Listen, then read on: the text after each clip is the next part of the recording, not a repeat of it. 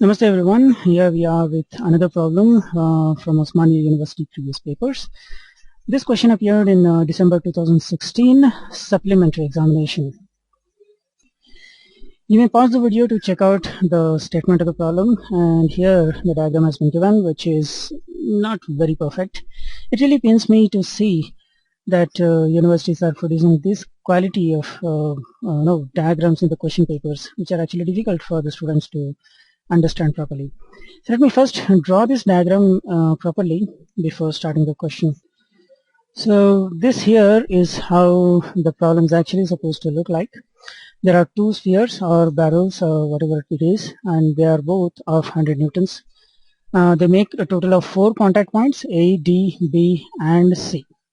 So let us go ahead and draw the free body diagram of each one of them. First we'll have to start with the topmost of the body, that is this one. So let's go ahead and see what are the different forces acting on it. So I'll start with the weight of the body that's acting downwards, and this weight is going to be 100 newtons. Then at point A we will have another reaction that's going to be in this direction, and there will be one force here at point D, and that's going to be in this direction over here. Now these forces are going to push the sphere away from the point, so this is their direction. So this reaction is RA and this reaction here is RD. So these two are the axes, this being x-axis and the other one is y-axis. So this completes the free body diagram of this first sphere that we have at the top. So let's go ahead and find out what are the different angles located here. So since this line over here is parallel to the slope line of here, and this one being perpendicular, the y-axis, so and of course this angle is vertical, so this angle here is same as 30 degrees. I'll explain how this 30 degrees came here in another video. You can check in the description below. I'll put it there as soon as it is ready. So by now we are already perfect with taking the different components of the forces. So let me just start by taking the different components. First let me take the x component. The RD is in positive x direction, so that's what I'm going to take here. And the component of 100 newtons will be acting opposite to it, so it's going to be minus 100. And since we are going opposite to the adjacent, it's going to be sine of the angle being 30 degrees. Now here, because we are talking about equilibrium condition, this total has got to be equal to 0. So by this we get the value of RD as 100 into sine 30. Sine 30 is 0.5, so it's going to be naturally 50. The unit given here is newtons, so 50 newtons is going to be the value of R. Next, let us take the y components. RA is acting in positive y direction, so I'm just going to write positive RA. And then the component of 100 newtons in y direction is going to be opposite to this. It will be in negative y direction, hence we have to take it negative. And the component itself will be 100 into cos of 30. And this total again has to be equal to 0. So by this we get RA value as 100 into cos 30. Let's calculate that. It will be 100 into 30 cos. Yeah. So the result is 86.60. 86.60. Once again the unit will be newtons. So we have now got both the values of RD and RA. Next we should proceed to take the free body diagram of the next sphere that's located slightly below over here. Now on this we'll have to again construct all the forces. Now once again, starting with the weight is acting downwards and its value is equal to 100 newtons.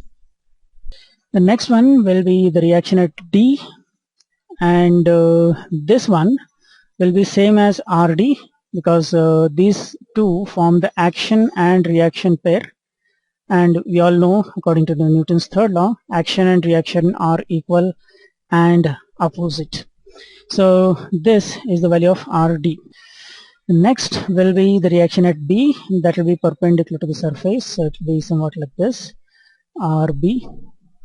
And then there will be one force at C. This one will be horizontal. This one will be horizontal because the support here is going to be vertical. So normal to that will be horizontal. This is RC. Now about the X and Y axis. Once again we are going to take Y axis as perpendicular to this sloping surface, and X axis of course is going to be parallel to the surface. So let's once again find out the components. Once again let's start with the X components. Now here RD is acting in the negative direction, so we have to take as minus RD, and the component of RC will be acting in the positive x-axis, so plus RC, and this is going to be adjacent, and hence we are going to get cos 30. The next component we'll have to take of 100 newtons, and once again we can see that it is acting in negative x direction, so it's going to be minus 100, and because this is moving away opposite, this is going to be sine of 30.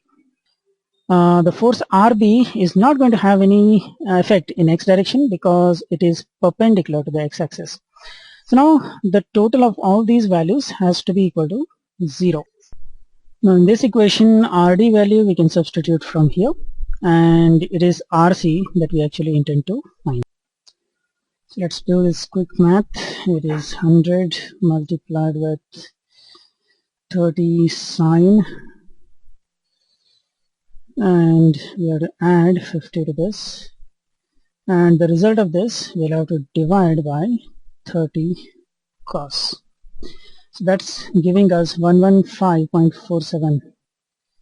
115.47, and once again because Newton is the unit used everywhere, the value of RC will also be in newtons. Next of course we'll have to go to the next components, that is the Y components. Let's take all the Y components and see what that gives us. Now RB is acting in positive Y direction, so let me take RB as positive. Then the component of 100, when we take, it's going to be 100 cos 30, and it is acting in negative direction, so minus. RD will not have any effect because it is perpendicular to the y-axis, and RC of course will also have a component in y direction. That's again going to be acting in negative y direction, so it's going to be minus, and it's going to be RC sine 30. Now we are going to use the RC value from here, and then we have to find RB. Let's again do the quick calculation. 100 into 30 and cos, and we do this, we have to add 115.47 into 30 sine. So the total we are going to get 144.34.